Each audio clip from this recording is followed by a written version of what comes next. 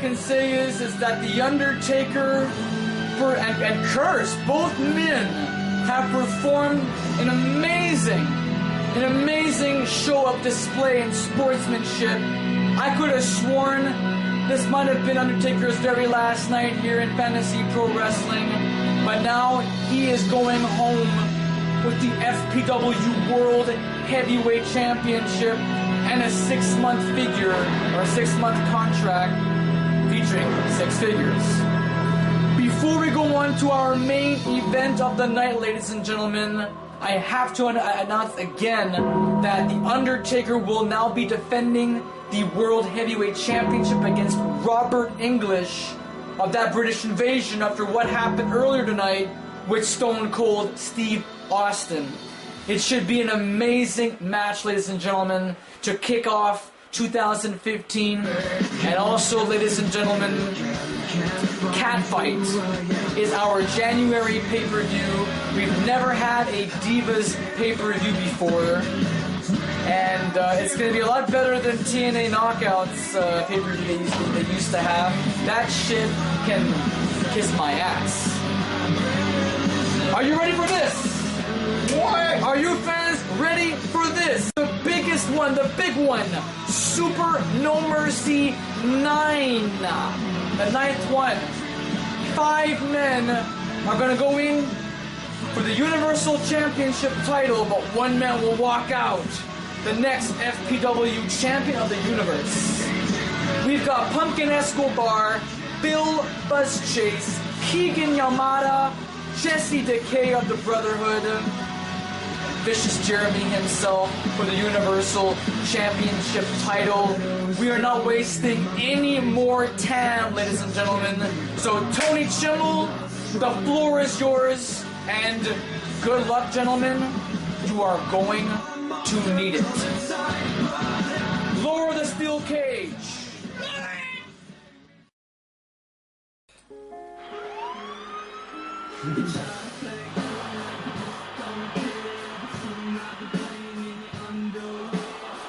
The following first superstar to escape the cage will be declared the winner. Introducing first, from Toronto, Ontario, Canada, weighing in at 234 pounds. All right, ladies and gentlemen, as I have stated before, this is one of 3 matches. The first match is a steel cage match between Jesse Decay and Keegan Yamada. The winner of this match is gone from the match and will meet Joe Namath at Devil's Feud Cake. The loser of the match gets to stay in the match and could possibly be the next Universal Champion. It's that simple. And from Japan, weighing 195 pounds, Keegan Yamada. He debuted here in FPW in 2012 as part of the new class. He didn't quite make it long enough. In fact, he didn't even like wrestling, so he left. And he came back a year later, only to reign as now a #1 contender again for the No Mercy Championship, and hell, even the Universal Championship. At the age of 27 on top of that. And here we go. The cage has been set. Fuck you, Winter!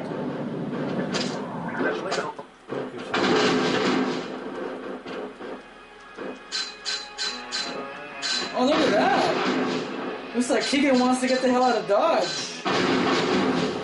It won't be that easy, though, I'll tell you that much right now.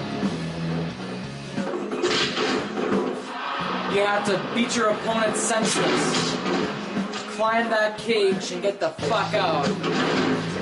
So either way, if you win or lose, it makes no difference. However, if you don't win the Universal title, then it becomes a big difference. Then it becomes a big deal.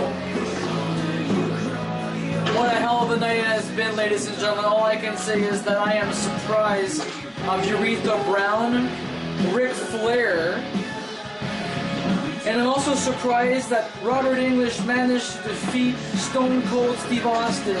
Steve Austin. Austin, man. Austin. We're thinking about Austin. We're thinking about Sting, I guess. I'm just thinking about if one day The Undertaker and Sting do actually meet at WrestleMania 31. Holy man, that would be amazing. What a delight that would be. But Undertaker is now the new FPW World Heavyweight Champion. He was not even a full-time wrestler here. He makes sporadic appearances, but somehow, some way, he managed to turn the tides. I can't believe what just happened here. But in this wrestling business, in fantasy pro wrestling, anything can happen. And I could have sworn, for the life of me, I could have sworn tonight was Undertaker's last night, but I'm sure it's Austin's last night for sure. He's not going to be back for a while. He's busted up wide open. We have the EMTs checking on him, and he apparently will have to go to the hospital and get 7 stitches, Jer. 7 stitches on his forehead from all of those attacks of the ring bells and the folding chairs, and it was a complete mess. The ring was a complete mess. Oh no, Keegan Yamada now is favoring the knee. Oh yeah, Cactus Jen is also checked by the EMTs. Our beloved women's champion. She has to get her leg checked because I think Aretha Brown fucked it up pretty bad. In that intense and controversial women's championship match, never have we ever had a diva just enter herself in and get pinned. Never has it ever happened. Jesse the K now is in big shit trouble here, and I think Keegan is going to get the fuck out of Dodge here. Will he manage to escape the cage? Ladies and gentlemen, Keegan Yamada is our new #1 contender for the No Mercy Championship. And Jesse the K never saw it coming. And the cage is already gone. How the fuck did the cage just disappear like that? What the fuck? Alright, ladies and gentlemen, that was part 1. Part 2 in just a short bit, ladies and gentlemen. Stay tuned.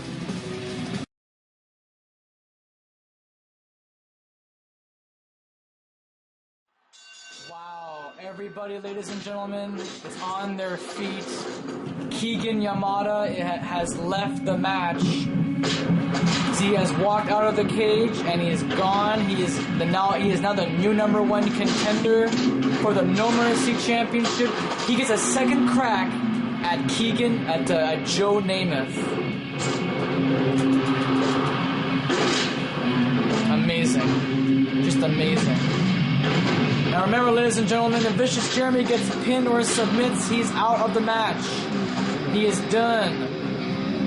Jesse Decay and Vicious Jeremy are brothers, and I'm surprised how they are in this match together like this. This is awesome. And of course, Decay had to do that. Oh, wait a minute. The brothers now are gonna fight each other here. Ooh. Watch out for Big Buzz.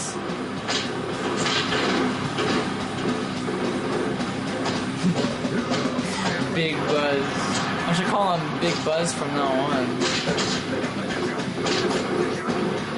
Ooh. How the fuck did Pumpkin Escobar get a special already? This was all about, ladies and gentlemen, the Universal Championship. It will be hung up above the rafters for a ladder to climb up.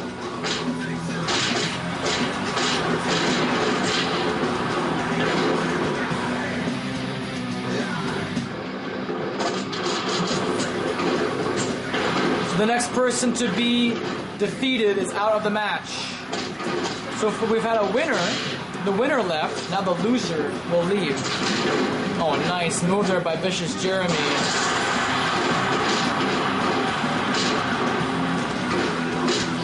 beautiful spear.